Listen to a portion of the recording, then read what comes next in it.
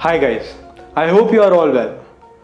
तो दोस्तों, इस समय हम सबके मन में सिर्फ एक ही सवाल है कि कोरोना की इस जंग में हम मैच हारे तो हारे कहाँ। क्या कोविड-19 की इस दूसरी वेव को भारत में इस हद तक फैलने से रोका जा सकता था? आखिर गलती हुई तो हुई किससे? सरकार से, आम जनता से, या कुछ हद तक दोनों से? दोस्तों, इस समय भारत में हर रोज करीब 4 लाख के करीब केस कोरोना पॉजिटिव आ रहे हैं और लगभग 3,500 से भी ज्यादा लोग हर रोज अपनी जानें गंवा रहे हैं इससे। और ये तो ऑफिशियली रिपोर्टेड डेटा है।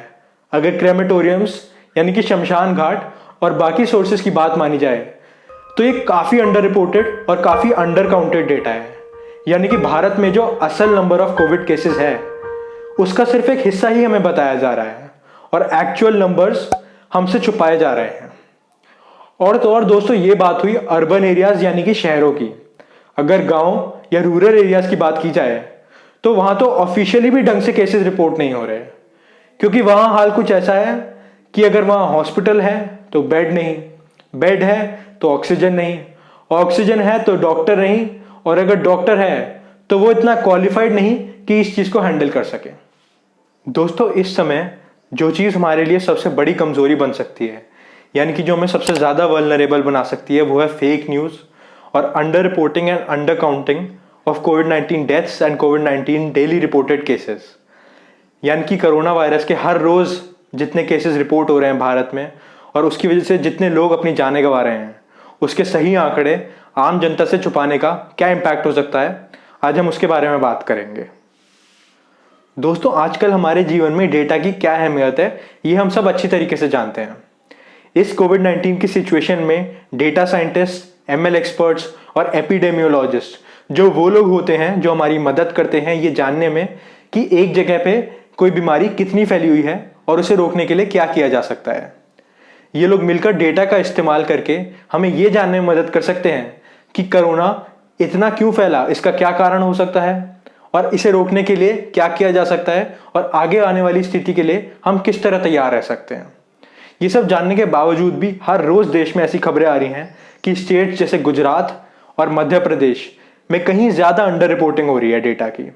जो डेटा स्टेट ऑफिशियली रिपोर्ट कर रही है और जो डेटा हमें क्रेमेटोरियम से मिल रहा है उसमें कई गुना यानी कि 10 गुना से भी ज्यादा का फर्क आ रहा है। दोस्तों, भोपाल में ऐसा भी कहा जा रहा है कि पिछली बार इतने लोगों की जानें तब गई थी वहां जब भोपाल गैस ट्रेजेडी हुई थी। भोपाल गैस ट्रेजेडी कितनी भयानक थी ये हम सब अच्छी तरीके से जानते हैं। इंडियन मेडिकल एसोसिएशन यानी कि आईएमए ने सरकार से जवाब चाहा है कि क्यों सरकार सही आंकड़े नहीं बता रही कि हर रोज कितने लोग कोविड पॉजिटिव टेस्ट हो रहे हैं और इसकी वजह से कितने लोगों की जानें जा रही हैं। दोस्तों, इसका क्या इंपैक्ट होगा हमारी आने वाली सिचुएशन पे, ये मैं आपको एक एग्जांपल के थ्रू बताना चाहूंगा। मान लीजिए एक स्टेट ए है, एक स्टेट बी। अगर स्टेट ए के पास सही आंकड़े हैं कि हर 10 लाख लोगों में से कितने लोग कोरोना पॉजिटिव आ रहे हैं, इसके सही आंकड़े अगर स्टेट ए के पास हैं और अगर ये आंकड़े सही स्टेट बी के पास नहीं है तो स्टेट बी अपने लोगों की मदद नहीं कर रही बल्कि उनका नुकसान कर रही है। कैसे? दोस्तों, अगर ये हमारे पास सही फिगर्स ही नहीं होंगी कि कितने लोग कोरोना पॉजिटिव टेस्ट हुए हैं तो ये कैसे पता चलेगा कि कितने ऑक्सीजन की जरूरत है, कितने वेंटिलेटर्स, कितने ऑक्सीजन कॉन्सेंट्रेटर्स और कितनी बेड्स की जरूरत है। अगर इसके सही आंकड़े नहीं होंगे तो पता ही नहीं चलेगा कि मदद कितनी मांगनी है और कैसे मांगनी है।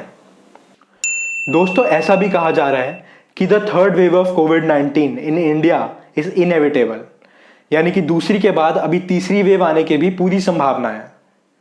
मगर क्या हम इसे रोक सकते हैं? अगर हमारे पास सही फिगर्स यानी कि सही आंकड़े होंगे, उनकी मदद से हम अपनी वैक्सीनेशन ड्राइव उसी हिसाब से प्लान कर सकते हैं कि किस स्टेट में कितनी स्पीड से वैक्सीनेशन ड्राइव होनी चाहिए। इसकी वजह से हम पहले से आने वाली सिचुएशन के लिए तैयार रह सकते हैं और इस बार कई लोगों की जानें बचा सकते हैं जो हम सेकेंड वेव में नहीं बचा पाए। दोस्तों, वीडियो खत्म करने से पहले मैं सारे एमएल एक्सपर्ट्स और एआई एक्सपर्ट्स से रिक्वेस्ट करता हूं कि प्लीज कमेंट्स में जाके बताइएगा कि अगर हमारे पास कोविड-19 की सही फिगर्स नहीं होंगी तो हमें इससे प्रेडिक्शंस में और आगे की सिचुएशन के लिए प्रिपेयर रहने में कितनी मुश्किल होंगी। थैंक यू दोस्तों, और अगर आपको वीडियो पसंद आए तो प्लीज इसे ज्यादा से ज्यादा शेयर कीजिए, लाइक कीजिए और प्लीज सब्सक्राइब कीजिए मेरे चैनल को।